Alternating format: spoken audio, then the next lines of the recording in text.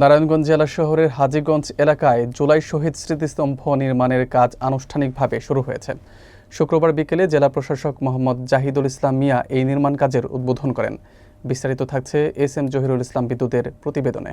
বিজয়স্তম্ভ চত্বরে অবস্থিত এই স্মৃতিস্তম্ভটি নির্মাণ করা হচ্ছে 2001 সালের জুলাইয়ে নিহত গণতান্ত্রিক আন্দোলনের শহীদদের স্মরণে। উদ্বোধনী আয়োজনে শহীদদের আত্মার মাগফিরাত কামনায় দোয়া ও মোনাজাত করা হয়। জেলা প্রশাসক বলেন, জুলাইয়ের শহীদরা আমাদের গণতন্ত্র ও ন্যায় বিচারের জন্য আত্মত্যাগ করেছেন। তাদের স্মরণে এই স্মৃতিস্তম্ভ নারায়ণগঞ্জের ইতিহাসে একটি গৌরবময় অধ্যায় হয়ে থাকবে। স্মৃতিস্তম্ভটি নির্মাণ কাজ বাস্তবায়ন করছে নারায়ণগঞ্জ গণপূর্ত বিভাগ।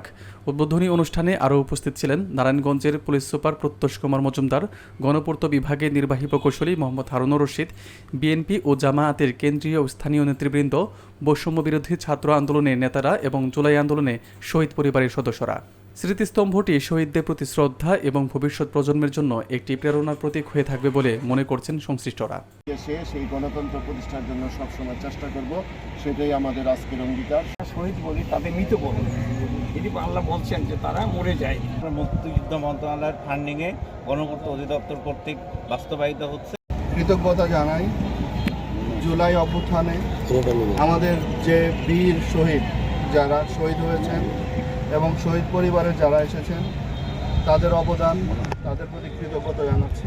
গত শুক্রবার আমাদের সরকারিভাবে মিটিং হয়েছিল, সেই মিটিংয়ে সিদ্ধান্ত হয়েছিল যে প্রত্যেকটা জেলায়, ঢাকা জেলা ব্যতীত 63টি জেলায় জুলাই স্মৃতিস্তম্ভ তৈরি করা হবে। আমাদেরকে নির্দেশনা দেওয়া হয়েছিল জেলা প্রশাসনের পক্ষ থেকে আমরা যেন জায়গা বের করে দেই, যে জায়গাটি শহরের খুব কাছাকাছি হবে, এরকম কিছু নির্দেশনা দেওয়া হয়েছিল।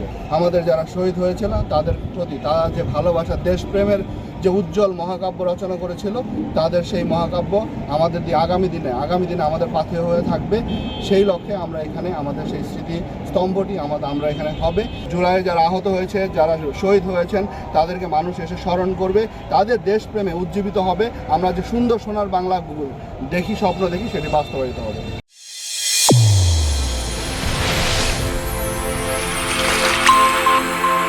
চ্যানেল A1 হৃদয়ের স্পন্দন।